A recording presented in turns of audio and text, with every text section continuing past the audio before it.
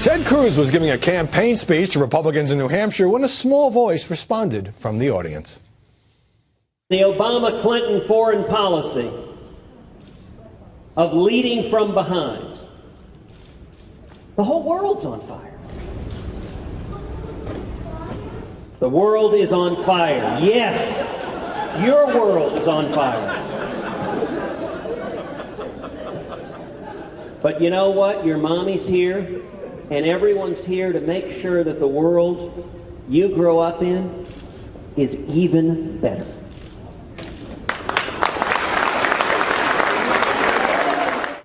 Well, the headlines made the Texas senator sound like something of a monster. Ted Cruz scares young girl with fiery New Hampshire speech, said New York's Daily News.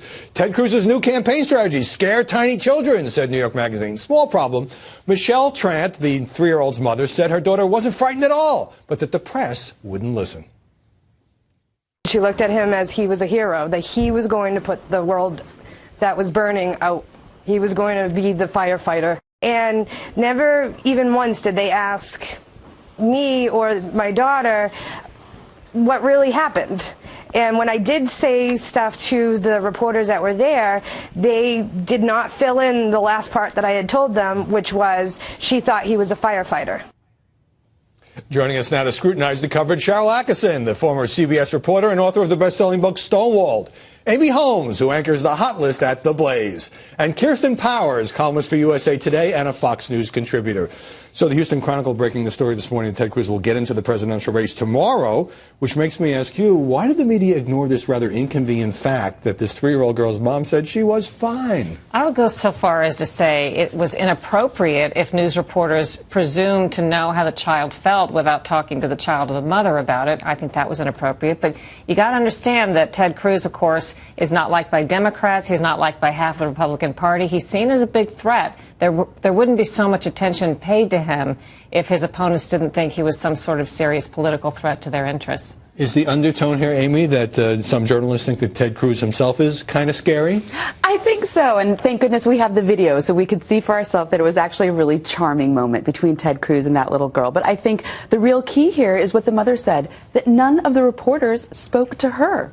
They instead sort of wrote this novelistic account of what happened at that campaign rally. But as I say, we have the video so we can know that the print journalists were wrong. Substitution game. If this had been a well-liked politician, maybe someone who was a Democrat, that would have been turned into, by some in the media, I think, a charming, sweet moment that would have been portrayed entirely differently. Well, the mom says a couple of reporters did talk to her, but then didn't use the information according to her. But even if Cruz didn't handle it well and was awkward, this seemed to me to be maybe a 30-second item, kind of like a kicker, but the story just went viral, as those headlines indicate. Well, I think it feeds into an idea about him, right, a narrative that there are all these people that don't like him. I actually am not a fan of his, and I have to say he was pretty charming in that video. So it was sort of interesting, you know, to see that it actually was the opposite of the way that he is portrayed. So, but at the same time, I think journalists do this a lot because they're desperate for a story, and so they don't have anything to write, and then they see something that happens and they think, oh, I'm going to run with this because this is something other than just saying that Ted Cruz was giving a speech. And you can picture the journalists after this, you know, this moment, talking with one another after the event, having the impression and basically being lemmings and all, as we saw, writing the same story, which actually had nothing to do with what happened. Well, interestingly, Cruz says that the local press in New Hampshire covered the substance of what he said that weekend, and the national press was all about him terrifying this little girl. Let's move to this Politico story. You're a Florida girl, so I'll ask you this. This is a piece in Politico about Marco Rubio and his long friendship with former Congressman David Rivera, who's been investigated a couple times in campaign finance probes that don't involve Rubio, and they bought a house together a decade ago. They're now trying to sell it for $10,000 less than they paid for it. Does this justify the headline, Marco Rubio's House of Horrors? Quite a headline. Different people write the headlines than write the articles, as we all know. Maybe we don't always agree with them. I don't see anything wrong with the story. It was very long. I'm not sure, in my view as a reader, that it deserved the kind of attention to the setup that it was given. If you started reading that story, which was not particularly well written, but if you could figure it out, it sounded like it was setting up some giant scandal, the connection between these figures, and it just never delivered. The story was completely accurate, and I think it was fairly reported, but there was so much attention paid to something that didn't seem to deliver. At worst, it seemed to me you could say that Senator Rubio has not cut loose completely a controversial friend. But that became this House of Horrors theme. Right, it was ridiculous. And the writer said that this house is symbolic somehow of Senator Rubio. And Cheryl, like you, I read it, I'm like, page 2, do I really have to read through the rest of this? So apparently Marco Rubio is overly loyal and lost 10 grand on a house deal, and this is the scandal, and it took 1,000 words to get that across. 9 pages when I printed it out. I mean, if there was something questioned about did they get a cut rate mortgage or some special deal, then I could see it, but it's just they bought a house in Tallahassee and it hasn't been doing well. Well, I mean, the implication was that this was a person who's the partner who he bought the house with was under investigation. He somehow, the implication was, should have cut off his ties with him.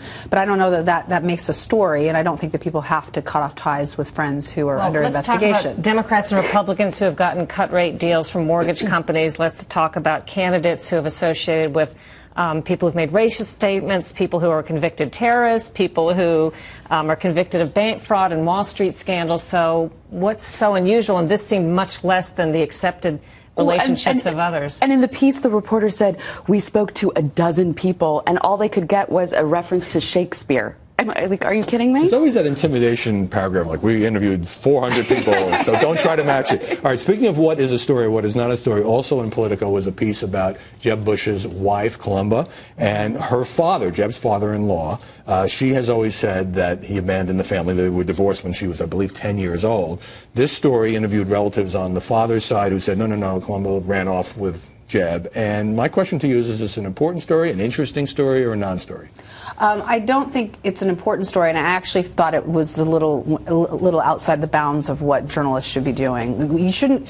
What seems to have happened is the mother was divorced, and the Columba took the side of the mother. That's not an unusual thing to happen. She was 10. Yeah, she was 10 years old, and maybe at some point she tried to reunite with the father. She lived with the father for a year or something. But to have what sort of went through the thread through this story was the suggestion that somehow that Jeb Bush or Columba Bush were lying about this based on interviews from estranged family members. I mean, estranged family members aren't the best sources for information. And the one and who cares? I mean, I'm looking at this, so supposedly the father left the family 40 years ago. She last spoke to him in 1972, and I don't see anything wrong with looking at that relationship, but the article almost made it seem like this was the only facet of this woman that we were to consider that must have shaped everything she's all about. Right, whereas the Washington Post today has a lengthy profile of Columba Bush, and it does go into some of this about the dad, but it's a much bigger look, broader look, and I thought a fair look at a woman who grew up in Mexico and potentially could be the first lady.